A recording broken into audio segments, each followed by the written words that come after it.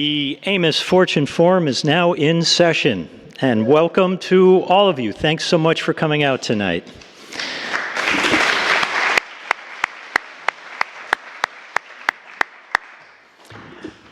We are celebrating our 80th year of putting on these lectures and presentations in this beautiful meeting house.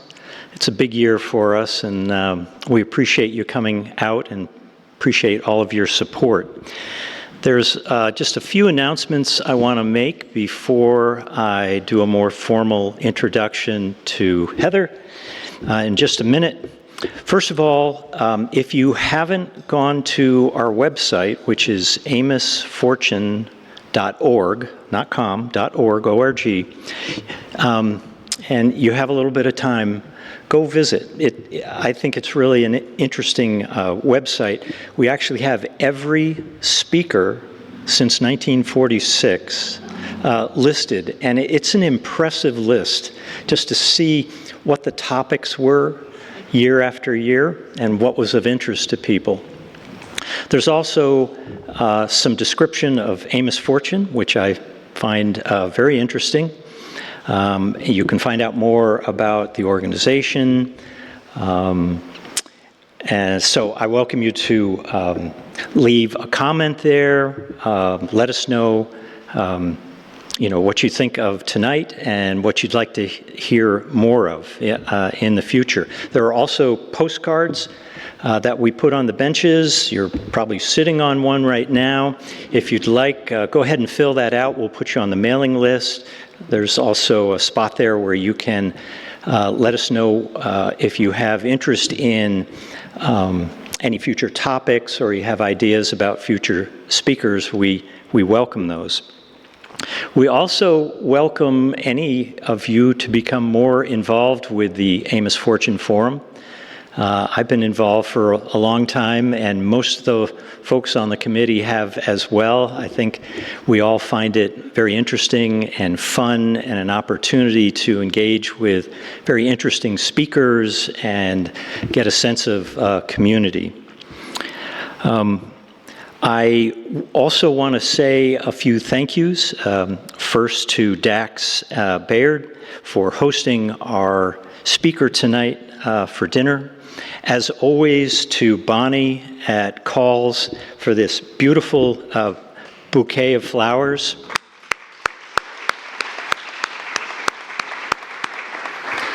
Every week she drops them off and she says, I worked all week on this. I don't know what I'm going to do next week. But she manages to figure something very creative out, and we really appreciate it.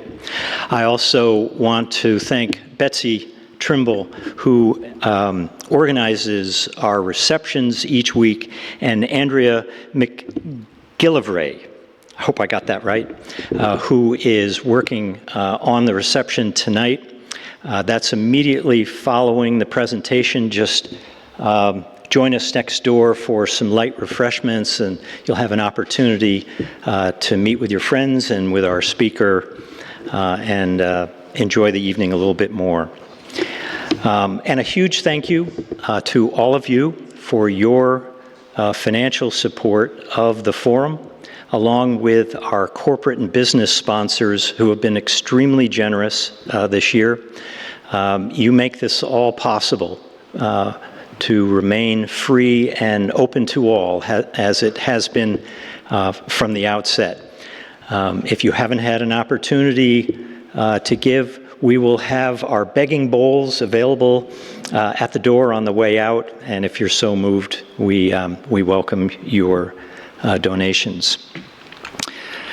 So now it is my pleasure to introduce tonight's speaker, Heather McKernan, publisher of the Ledger Transcript. A little side story to start, though. When I was in my mid-20s living in Los Angeles, I got a job at Times Mirror Corporation, which was the parent company to a huge portfolio of media properties, including the Los Angeles Times. The daily Los Angeles Times measured about an inch thick, and you could hardly lift the Sunday edition. And to get to my cubby every day, I would walk through the press room, which by 8 a.m. in the morning was quiet after a frenetic night of setup and printing and of the filling of trucks to speed the paper out to subscribers and newsstands and those ubiquitous news racks, or honor boxes as we used to call them, located on all the street corners. I then walked through the newsroom, which was also pretty quiet at that hour, but would soon fill up with the sound of what felt like hundreds of reporters all vying for a scoop and space in the next edition. The one person I could count on to be at his desk was Paul Conrad, the Pulitzer Prize-winning cartoonist who worked at the Times for over 30 years.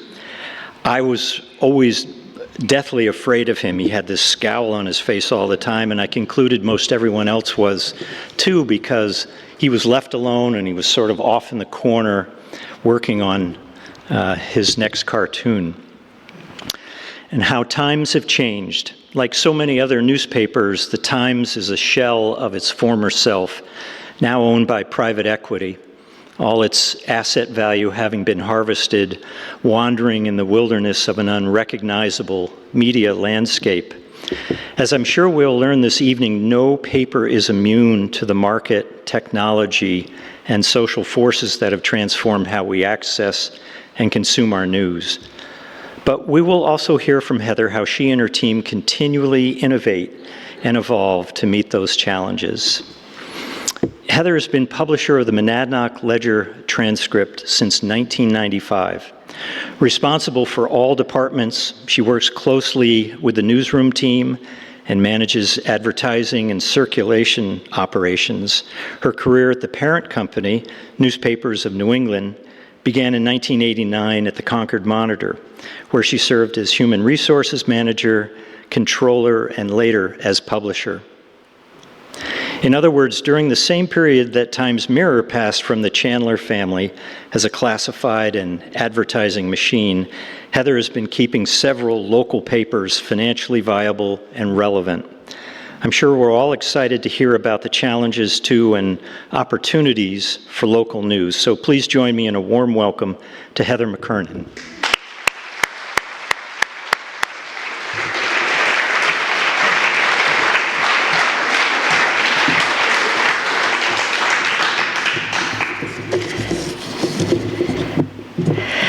Thank you, Brad, and thank you everyone for being here. I see lots of familiar faces and really appreciate your support, so thank you.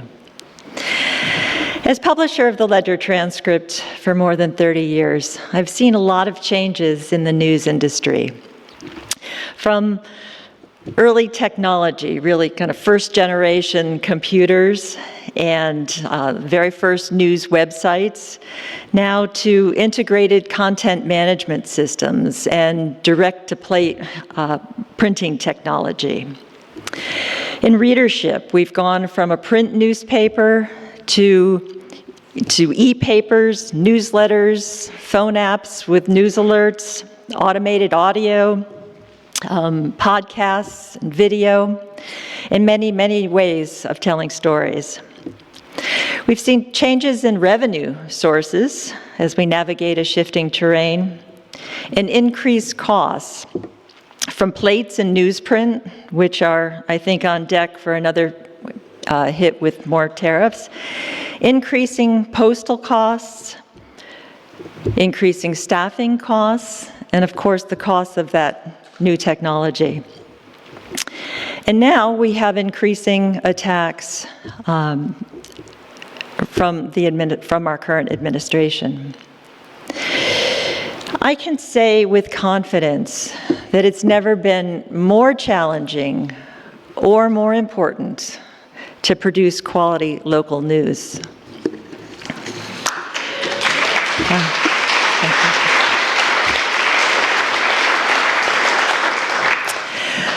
Overcoming the challenges of the last 3 decades has required a focus on mission, persistence, a stomach for uncertainty, and a willingness to adapt.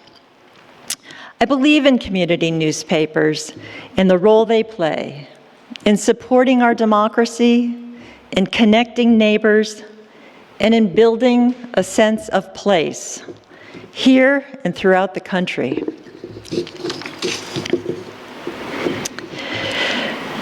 A community newspaper is a collective action. Some parts responsibility of our small and very dedicated team, and some part all of you, our readers, our contributors, our advertisers. Research has shown that there's a direct relationship between quality local news and a community's well-being, and I think the Monadnock region is evidence of that.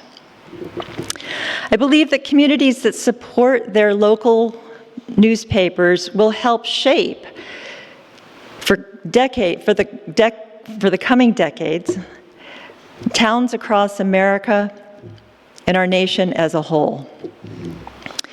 Tonight I'll offer local examples, but what's happening at the Ledger Transcript is happening at newspapers across the country. The Ledger Transcript covers 16 towns, from Antrim in the north to Rindge in the south, from Wilton in the east to Dublin in the west. I'm fortunate to work with a talented and committed team, 4 journalists and 4 in advertising, sales, and circulation. And let me recognize tonight we have Catherine Manning here from customer service, and Ashley Sari, reporter who's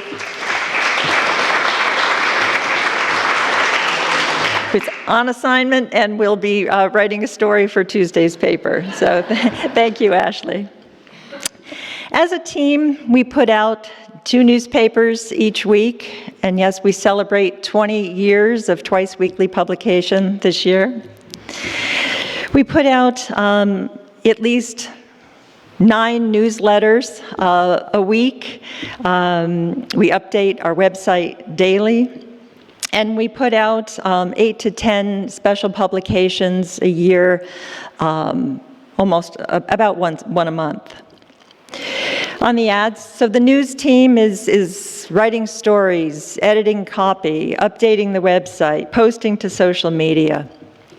And on the ad side, they're working with businesses on print and digital ads, and much digital advertising that our print readers never see. The Ledger Transcript is family-owned and operated, a rare thing these days. Less than 1/3 of community newspapers in the country are independent. Even worse, most dailies are owned by a handful of major hedge fund and private equity firms like Alden Global Capital. And of course, Jeff Bezos owns the Washington Post. Many of us grew up in a home with a newspaper on the table.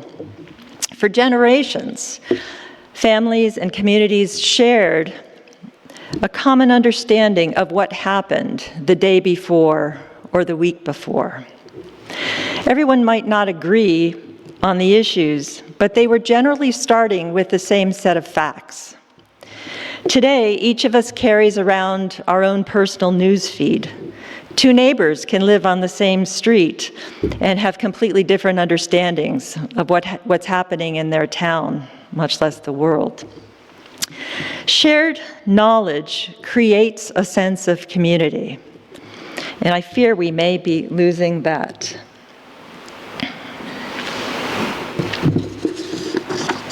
It might be hard to read in the light. In 1791, the First Amendment of the Constitution of the United States was ratified. It reads, "Congress shall make no law respecting an establishment of religion or prohibiting the free exercise thereof, or abridging the freedom of speech or of the press, or of the right of the people peaceably to assemble and to petition the government for a redress of grievances."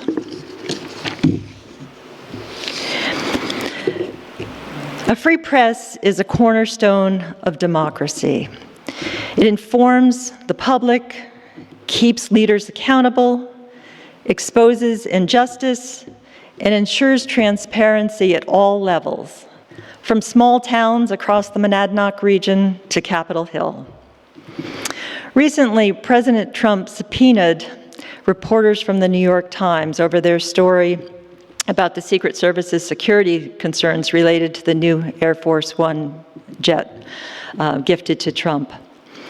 The president didn't like what was reported, so he ordered FBI Director Kash Patel to investigate and authorize the Department of Justice to issue subpoenas. The president had spent millions of taxpayer dollars renovating the plane, and he was embarrassed by the reporting and lashed out. Yesterday, the Justice Department said it would withdraw the subpoenas after a federal judge raised concerns about how they were handled by the Trump administration. Issuing subpoenas to journalists in the United States who are protected from government interference by the First Amendment should concern us all. Whether a story embarrasses or makes an individual or enterprise unhappy is not grounds for ignoring the Constitution. The First Amendment is designed to protect exactly that kind of reporting. Reporting that scrutinizes any public official, school board, police department, or other entity in the interest of the public is protected. So why do community newspapers matter? Every reader has a unique experience with a newspaper. Some families start with sports for photos of their son or daughter or grandchild. Some readers start with the obituaries or the puzzles. Some look to the calendar or opinion pages. Others to stories about interesting people, businesses, or their organization that they're involved with. Providing something for everyone has always been challenging. Now, with so many sources of news and information, it's never been more so. To remain relevant and valuable, most community newspapers focus on three commitments to our readers: to inform readers of what's happening in the towns we cover and to hold government officials accountable, to reflect the life experiences and voices of the residents of those towns, and to help connect the community.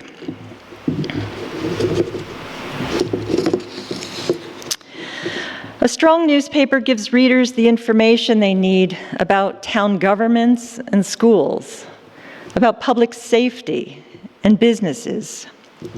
We give voters candidate profiles and information on issues, the information they need when they go to the polls.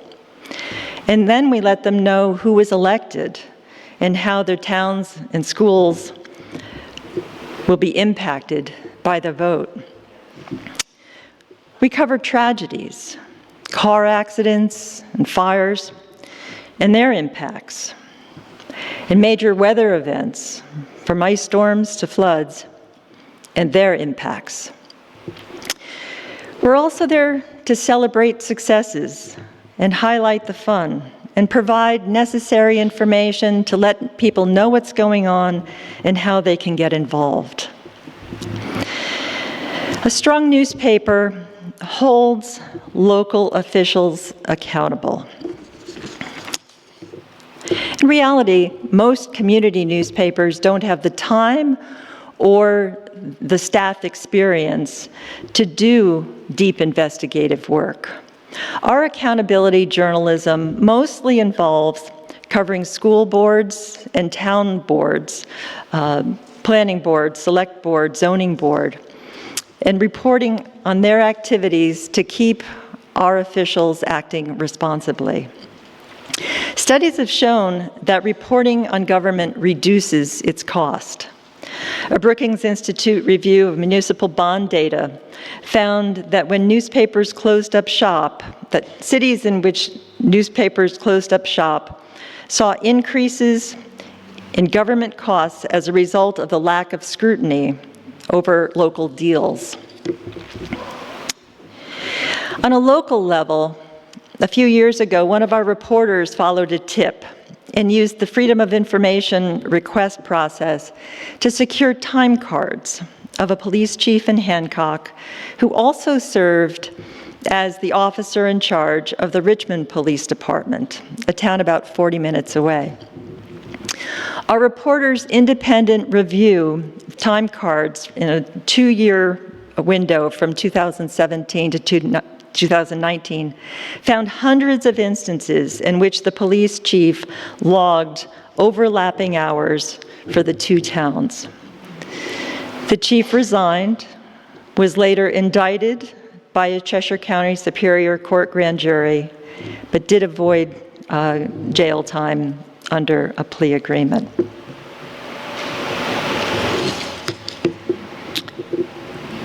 Community newspapers show life as experienced in our communities, reflecting and creating a community identity.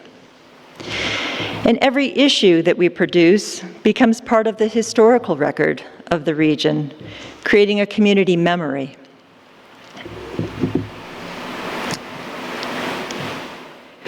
We're there for the first day of school, for graduations, for parades and fairs. We celebrate residents celebrating 100 years of life. We celebrate town anniversaries and the church steeple being painted. These and many other events and milestones are celebrated by community newspapers across the country. We cover sports. We celebrate sports championships and spelling bees and robotics championships. We write about new business openings and those that change hands. We tell the interesting stories of the people around us, like Harvey Sawyer, owner of the Silver Ranch Air Park in Jaffrey. And those who deserve recognition. Here's Harvey with then 97-year-old World War II veteran Joe Manning. We highlight those who are involved.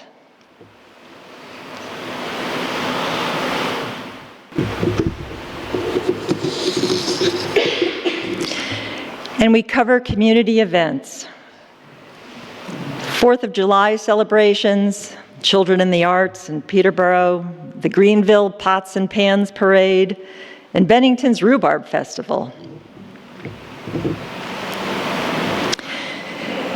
We commemorate major anniversaries, like Jaffrey's 250th, New Ipswich's 275th, and just this week, the 60th anniversary of the Jaffrey Civic Center. We cover art openings and theater productions, and cover what's happening in the many nonprofit organizations and in our schools.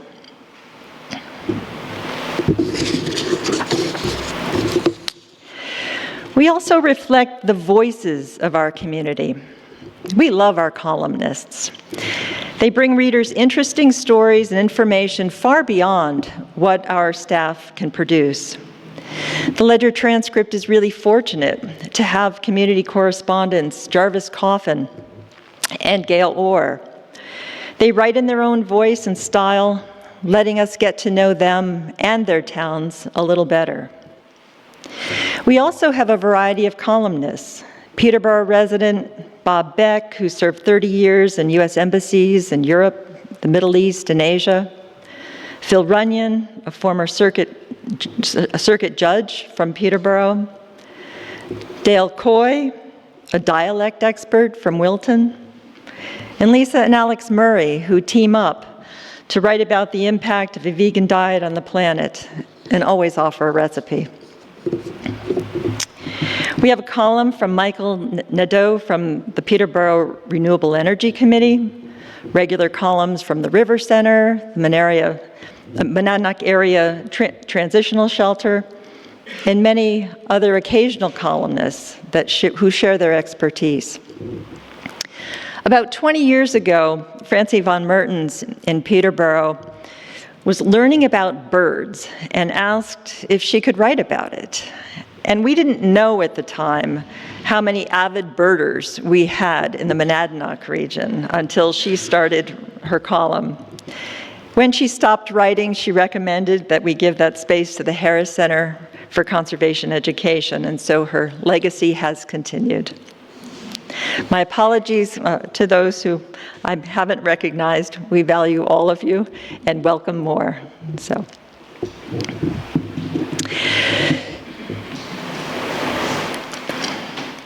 The opinion pages, long a staple of newspapers, with letters to the editor and viewpoints, are pages on which readers can express opinions, engage in debate, and challenge each other's views. It's also a place where you'll find Jane Eklund's Look Back column from 20 years ago, still popular, still relevant. Thank you, Jane. Community calendars bring people together, letting readers know what's going on, when, and where. And arts and news briefs, known in the industry as chicken dinner news, come in as press releases that we edit and run free of charge on a space-available basis. From art openings and concerts to new businesses and nonprofits, we run as many as we can.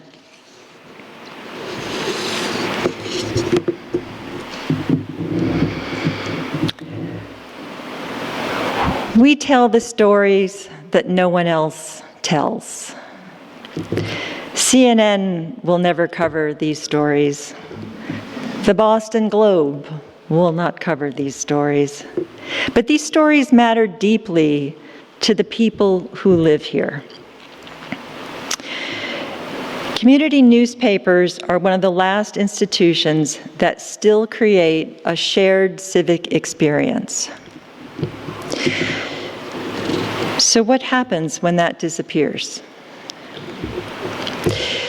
1 in 3 newspapers nationwide closed in a 20-year span from 2004 to 2024. 1 in 3, from more than 9,000 to fewer than 6,000.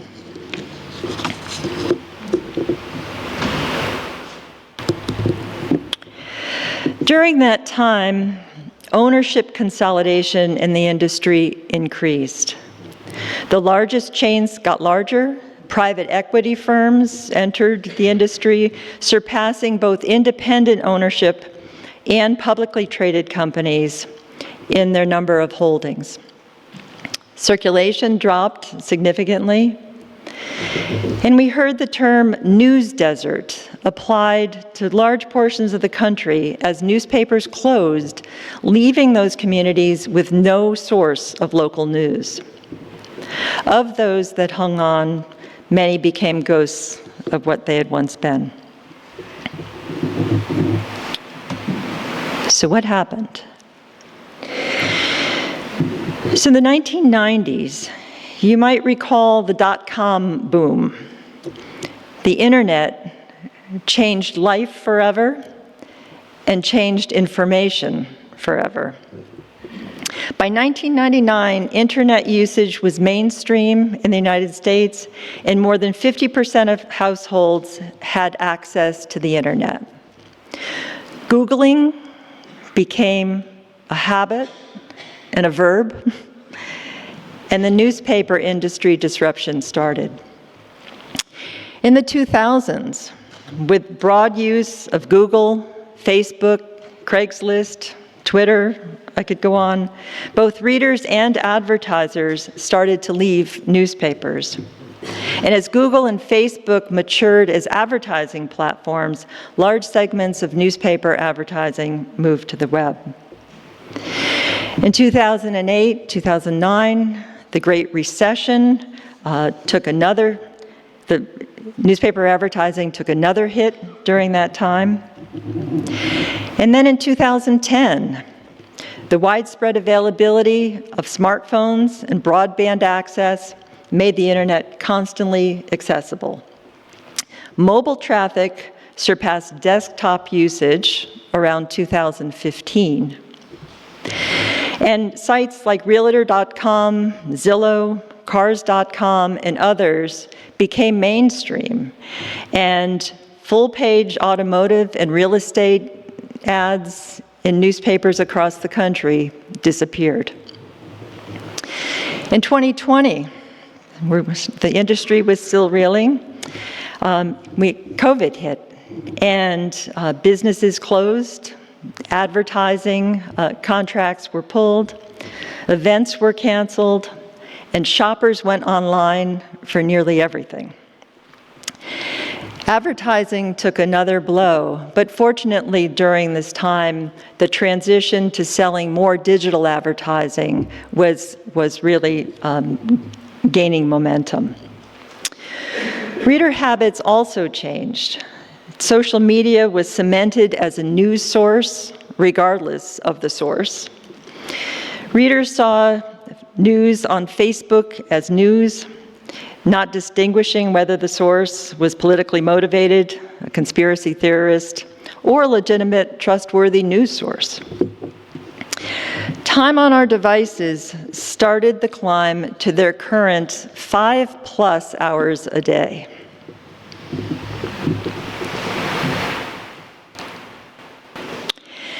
The amount of available information has expanded exponentially. We now get phone alerts, newsletters, we doom scroll. Information is everywhere. We have more information than ever before and less understanding of who generated the news we're reading. As you know, the lines between opinion, influence, and journalism are sometimes blurred on online platforms, particularly when clicks and engagement are more important than ethical, accurate, and objective reporting. Professional journalists adhere to principles outlined by the Society of Professional Journalists Code of Ethics. There are 4 main pillars that guide responsible reporting. Seek truth and report it. Journalists must ensure that reporting is accurate, fair, and as comprehensive as possible. Minimize harm. Ethical journalism requires treating sources, subjects, and colleagues as human beings first. Act independently. News organizations and reporters must remain free of obligation to any interest other than the public's right to know. And be accountable and transparent to audiences and themselves. And this means sometimes explaining ethical decisions, correcting errors promptly, and encouraging the public to air grievances. In the last few years, the industry has faced some additional challenges, both human and technological.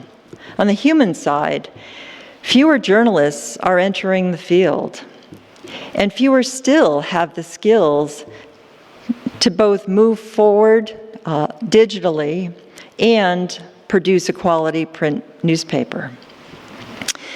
And as technology advances, the industry is now learning how to use AI responsibly as a tool for efficiency and not a human replacement. At the Ledger Transcript, we do use AI for some tasks, like advertising proposals, some headline writing, some routine editing functions, for website automations, like the digital audio version within each story on the website. But never never to replace reporting, interviews, judgment, or verification. We have an AI policy on our website that we follow. Journalism still depends on people asking questions, checking facts, and earning trust.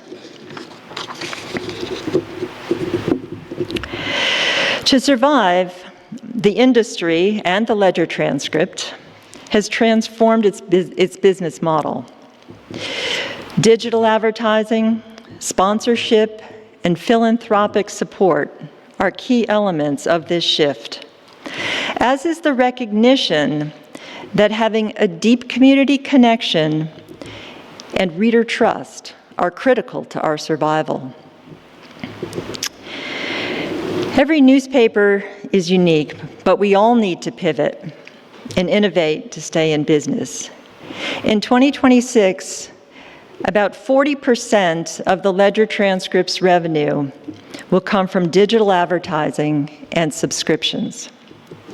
Print advertising and print circulation are still critically important, but we need these other sources of revenue to do what we do.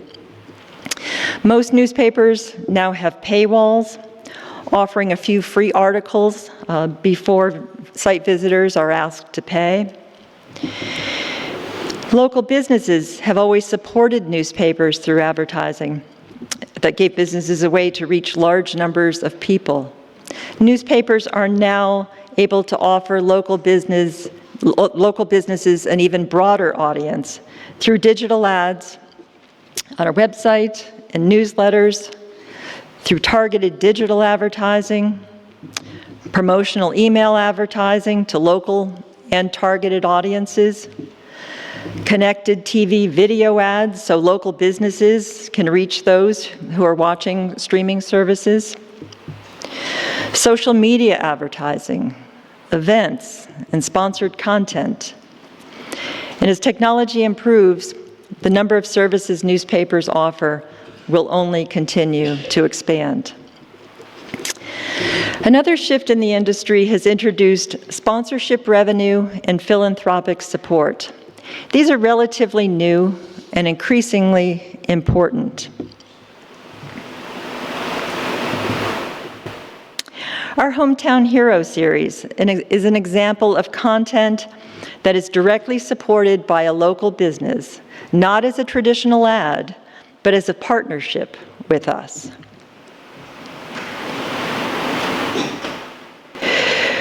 For the past 3 years, the Ledger Transcript has been working with the Solutions Journalism Network to learn to write stories using the Solutions model, focusing on potential solutions rather than problems. Last year, when several schools were considering expansions of their career and technical education centers, we produced a series to explain the issues to voters. This is an example of solutions journalism with a sponsor, a business that aligns its message with our editorial content. The sponsor doesn't have a voice in the content, doesn't influence it in any way, but provides financial support for it.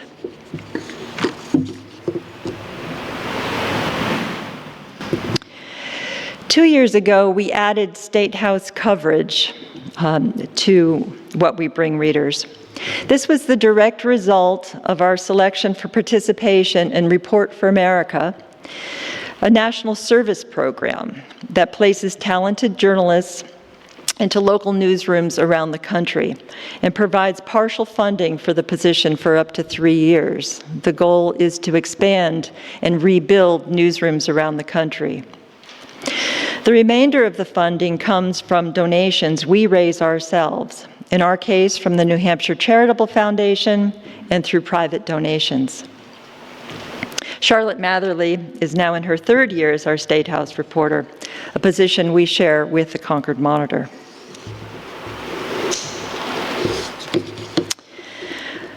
Last year, we were one of 8 news organizations in the country selected to participate in a solutions journalism initiative to build sustainable support for our reporting.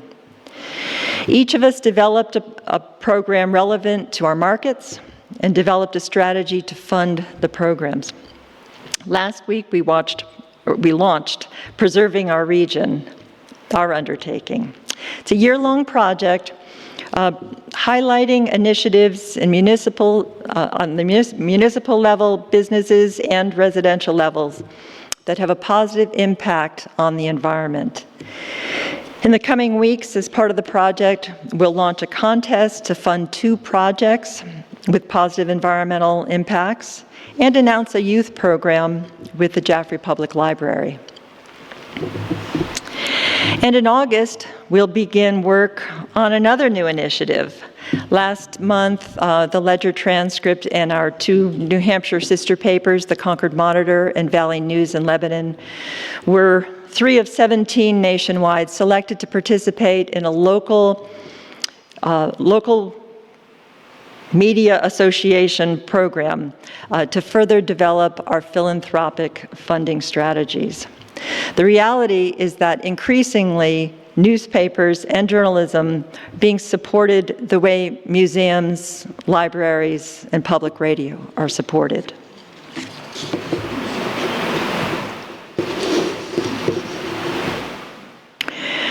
We're also working to improve how we listen to all of you and to community members who maybe are not at all regular readers.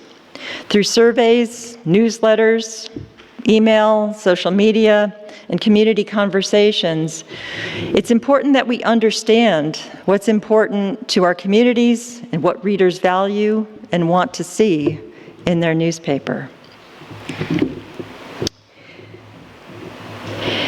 If local news matters to you, please help us. Subscribe. Every subscription matters to newspapers across the country. Producing news doesn't happen for free. When I get complaints from people who have hit our paywall, I have to explain that if they've hit the paywall, it's because they've already enjoyed several stories and that we'd love their support so they can continue to read more. Our expenses continue to increase, but across the country, the price of newspapers remains low. Think of how much we might pay for streaming services, for lunch out once a week, for a cup of coffee. What else can you buy for about $1 a week that will still have value in a few hours and even a few days? All across America, small businesses support community newspapers. Mark Teeger of Teeger Realty, Toadstool Bookshops, Bell-Tates, Edmunds Hardware, Monadnock Community Hospital, and countless others have advertised for all of the 30 years that I have been with the Monadnock Ledger Transcript. So please support the businesses that support local journalism, and thank them for supporting our community. Share stories. Newspaper staffs only know what we know. Multiplied by more eyes and ears, we can do so much more together. So please share news tips. If you know of something, let us know. If you're at an event that we can't attend, please share photos. Please share sports scores if you're at a game. Know that we want more content to reflect the community. And if you're able, consider making a donation. Nearly all newspapers have a mechanism for accepting tax-deductible donations for general operations and for specific projects, like our Preserving Our Region project, like Report for America. Get involved and attend community events that are produced by volunteers. All of those events help shape our community. And vote. Vote to defend the Constitution. Some of us read on paper, Some of us read on a phone or iPad. Some listen to podcasts or read newsletters. The format has changed, but the need hasn't. Communities still need trusted information. We need someone asking questions. And we need someone willing to tell the stories that otherwise won't be told. If we want informed citizens, accountable governments, connected neighbors, and a strong sense of place, then local journalism isn't someone else's responsibility. It's ours. Thank you.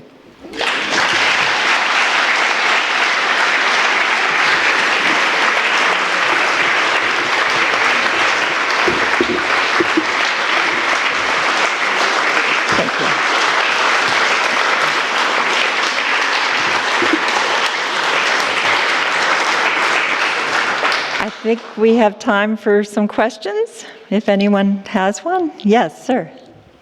Has the ledger transcript in any way been impacted by the policies and actions of the Trump administration? Well, that's a big question. Have we in any way been impacted by the policies of the Trump administration? I would say that, in general, what we do is at a local enough level that we're not feeling directly threatened that there will be our reporters will be subpoenaed, but it certainly is part of the state of the industry that is now permeated with a fear that never before existed. Thank you. Yes. We were talking about reporters, and I never heard editors. Have editors gone the way of the Model T? I just wondered what they were. Yes, we have one editor, and so you're absolutely right that layers of editors no longer exist in the way they once did. But yes. Yes. I consider the paper to be an educational force that strengthens our community. You mentioned ethical publishing. My question is very much like the first one. Has the pressure on DEI in our schools, in our universities, affected your work? Thank you, Owen. So the question is, has the Trump administration's policies on DEI impacted our staffing? Is that what you're asking? Or overall approach? Yeah. Yes, I think it certainly has impacted our coverage. We've covered it in a way because it's impacting our local schools. And so we're talking about it in a way that we would not have in prior administrations. Yes. Other questions? Yes. How many subscribers do you have? Is that more or less than you had 20 years ago? Thank you. Yes. So we have 4,000 subscribers, and that certainly is down from where it was 20 years ago. And we have a broader reach than ever before, because in addition to our subscribers, we still have a strong number of single copy readers. We have electronic-only readers. We have more than 10,000 people who we deliver a daily newsletter to every day. And so even though they're not necessarily paying subscribers, we are reaching them regularly with headlines, with advertising messages, and other ways that we engage with them. So we think in terms of audience, so our number of print subscribers is definitely down, but we're still reaching nearly as many or more people as we were 20 years ago. We're just doing it differently. Harvey. Heather, I would like to thank you for such a well-done presentation. Oh, thank you. Being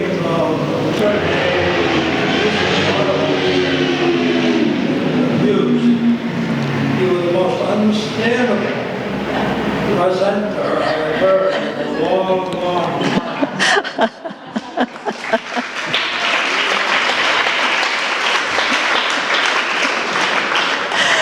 Thank you. Extremely well delivered, and I thank you and your great staff for what you do. Thank you very much. Thank you.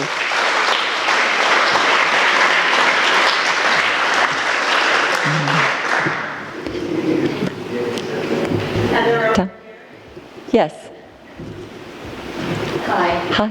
I am a volunteer with the New Hampshire Press Association, and I noticed at the last awards evening that the Monadnock Ledger had a lot more winners that evening, and I was wondering if you'd like to comment on this kind of recognition, because I've been following the New Hampshire Press Association for a number of years, and this was the first year that I saw quite a few wins by your paper. Thank you. Yes, so the question was whether I wanted to comment on our awards from the New Hampshire Press Association. I will say that I feel very fortunate to have worked with a talented team for all these years. We have a wall of awards. We've consistently been named the best community newspaper in the state, and this year we placed third for general excellence. Last year we were #1 in the state, and we have stop by the office. We have years of awards. This year, Ashley Sari won a first place award for her reporting.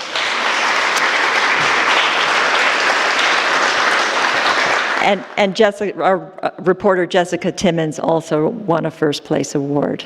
So, thank you.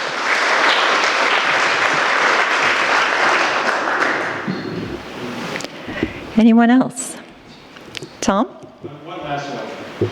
Given the proliferation of what I'll loosely call fake news, I think, can you comment a little bit on how, we trust newspapers in a way because we've got years of history of you telling the truth. How do we rebuild that trust in what people learn? I think, I need to rephrase this question here. How do we rebuild trust in local news given the proliferation of fake news? Okay. So I would start by saying, hopefully we haven't lost your trust to start. So we'll start with that. Newspapers that have lost community trust can rebuild that through community connection, through reaching out, through community conversations, for engaging with audiences that are skeptical, and addressing their concerns, listening to what they want, and addressing that, to make sure that they have clear guidelines and standards that they're adhering to, that they're producing quality news content, issue after issue, and recognizing their mistakes quickly and very publicly, and correcting those immediately. Yes? I am from Milford, New Hampshire, and we had a great newspaper there 2 decades or so ago called the Milford Cabinet. Now, we have mostly Facebook posts, and that seems to be the only way that I'm going to find out what's going on in my community. Do you have any comment on how we could restore newspapers for our community, or this doesn't seem adequate, really? Yes. So I would say a couple of things. That's a much bigger conversation, and Brad is standing right here, so we should probably pick it up in the room over there. But Facebook posts, depending on what you're reading, are being generated by someone. And so if they are posts from, for example, the Nashua Telegraph, then that's a much more credible news source than a neighbor. Not that neighbors aren't credible, but just in terms of expertise. You know, I think look at who's posting as a starting place. And then there are certainly mechanisms for online newspapers that are repopulating those news deserts around the country. They're able to keep their costs down, but have very good staffs and are producing good content. So I think it's about, first look at what you're reading, look at what you value, and see if there is a way that by working in partnership with another newspaper, with another news source, that we can repopulate the news deserts that have emerged. Good. Thank you for being here, Ted.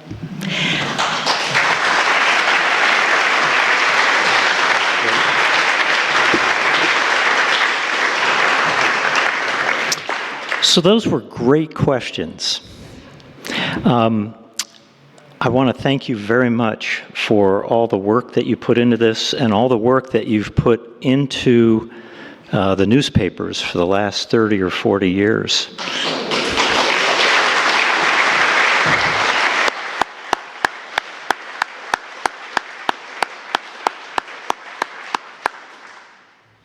As is our tradition, we say thank you with a half-gallon of local maple syrup for you.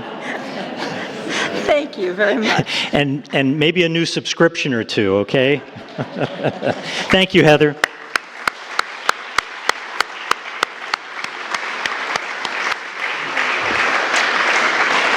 So please join us next door for some cold refreshments, and come and join us again next Friday night. We'll have Duncan Watson, who is the author of Everyone's Trash, One Man Against 1.6 Billion Pounds. Should be interesting. Thank you all.